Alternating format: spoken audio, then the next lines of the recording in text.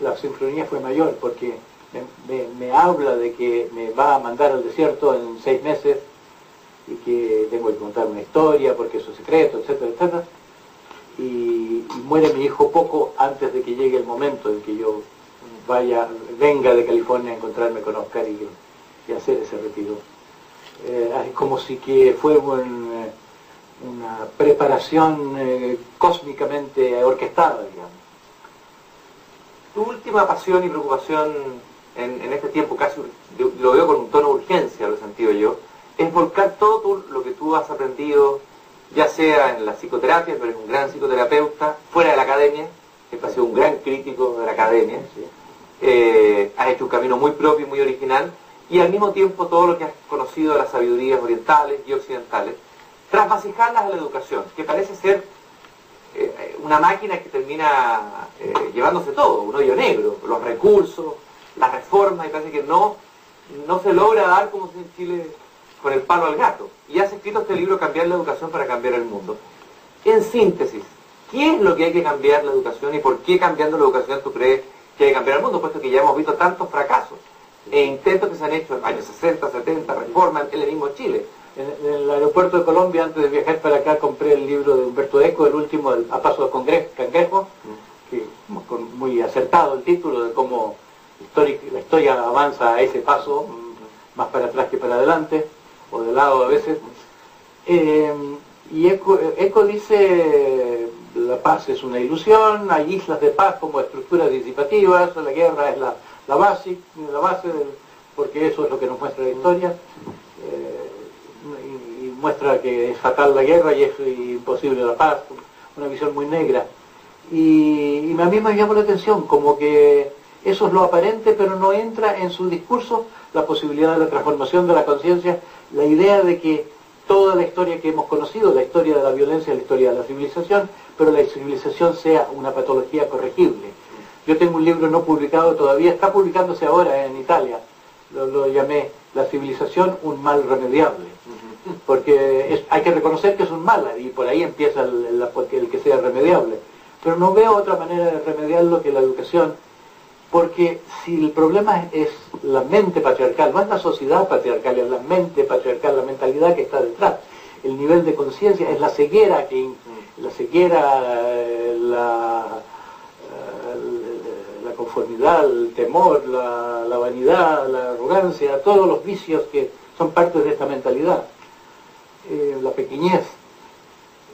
Si el problema es la conciencia, yo creo que solo la educación puede masivamente proponerse un cambio de conciencia, pero no queriendo arreglar un poquito la cosa. No una operación maquillaje. No como solucionando la crisis de la educación. La educación que puede solucionar la crisis del mundo si es que se redefine lo que es educación, porque actualmente la educación es instrucción para pasar exámenes. Da la impresión de que la academia, la academia, la escuela, la universidad, que nacieron como instituciones con un sentido profundo, la edad media, la universidad, la escuela probablemente también, se están cayendo a pedazos por todos lados, pero siguen siendo sostenidas con palitos y qué sé yo. Sin embargo, ¿cómo te imaginas tú? A lo mejor hay que esperar que se desmorone totalmente. ¿Cómo te imaginas tú una escuela del futuro? Yo digo que debe ser una escuela para tricerebrados. Para tricerebrados. Que somos seres tricerebrados, que tenemos no solo intelecto, toda la educación ha estado toda expresa del paradigma racional o racionalista. Somos seres dotados de una capacidad amorosa que es vital, que si la educación va a enseñarnos a vivir, o como Licurgo, fundador de Esparta, se proponía al decir que una comunidad feliz solo puede ser posible a partir de individuos virtuosos. Bueno, tiene que haber una educación del corazón, una educación de las relaciones humanas.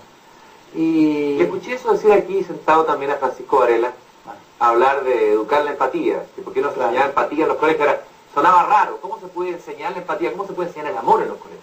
Sí. Se puede. Por ejemplo, los colegios están dominados por un ethos la letra que con sangre entra, el modelo del padre severo. Son lugares patriarcales en el sentido de que domina el espíritu masculino exigente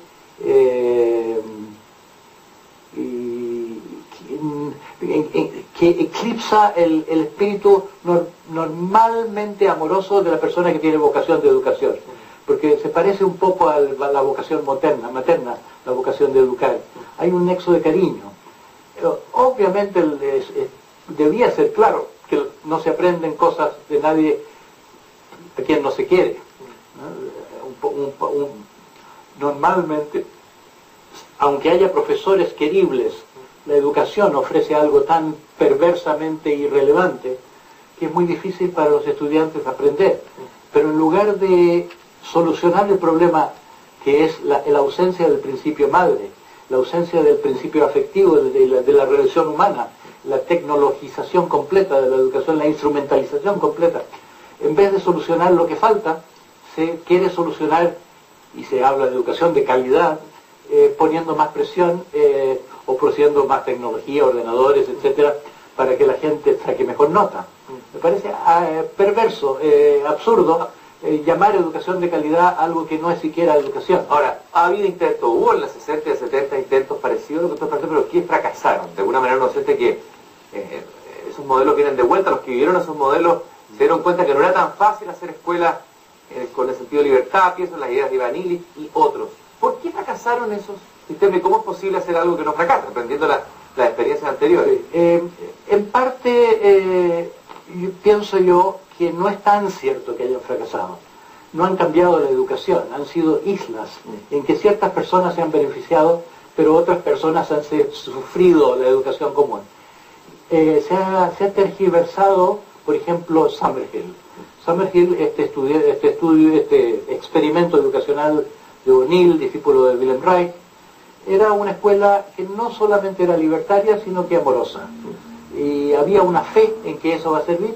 Y hay estudios retrospectivos que muestran que la gente que pasó por ahí tiene vidas muy realizadas, muy felices. Fue un experimento feliz, pero tiene muy mala prensa. Siempre se habla como con desprecio. Se hizo con eso con algo parecido con la nueva era. La nueva era es una cosa del pasado, se ridiculiza a los hippies que fumaban marihuana, etcétera, etcétera, como si eso no valiese, cuando fue en realidad un esbozo de un renacimiento, cuando fue un periodo sumamente fértil en que surgieron la ecología, el feminismo, la lucha por la justicia y una serie de cosas, aparte del gran renacimiento de la así llamada era acuariana, todos los movimientos espirituales nuevos y las terapias, etc. Fue algo muy bueno que quedó en la mente colectiva, ¿cómo se dice? Como un fracaso. Bueno, sí, triunfó el neoconservadurismo y se usó mucho la lucha contra la droga. Ahora yo he venido a saber, estuve en Alemania, fue el creador de la lucha contra la droga fue un agente de Hitler y fue reclutado por los americanos en tiempo de Reagan.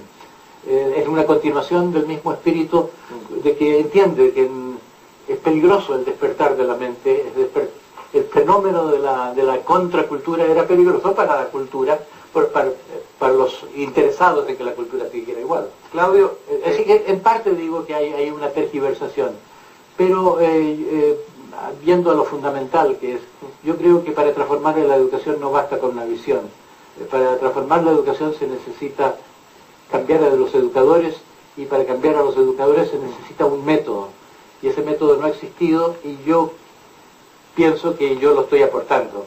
Pienso que nunca me propuse inventarlo, pero me encontré de pronto como quien, yo digo, como un labriego se encuentra con un tesoro al pasar el arado. Claudio, abriendo el diario de hoy en que estamos grabando, hay un acontecimiento que tiene al mundo en ascuas, que es un hecho que se ha venido repitiendo en los últimos decenios en Estados Unidos. Es algo frecuente y habitual, casi como un síntoma. Una matanza en la Universidad de Estados Unidos, un hombre que asesina a 32 personas y que se suicida. Durante 2 horas se dedica a matar gente en un país, se supone que es el país donde está asentada la democracia, donde un país con unos ciertos valores espirituales, un país muy potente como Estados Unidos. Tú vives y eres nacionalizado norteamericano además. ¿Cuál es tu diagnóstico de este hecho? ¿Lo ves como un síntoma de algo? ¿Qué ves en el hecho de que aparezca una persona y comienza a matar gente en su propia universidad? ¿Qué hay ahí? ¿Qué se esconde detrás de eso? Yo creo que es la violencia de tipo terrorista, sobre todo el terrorismo infantil.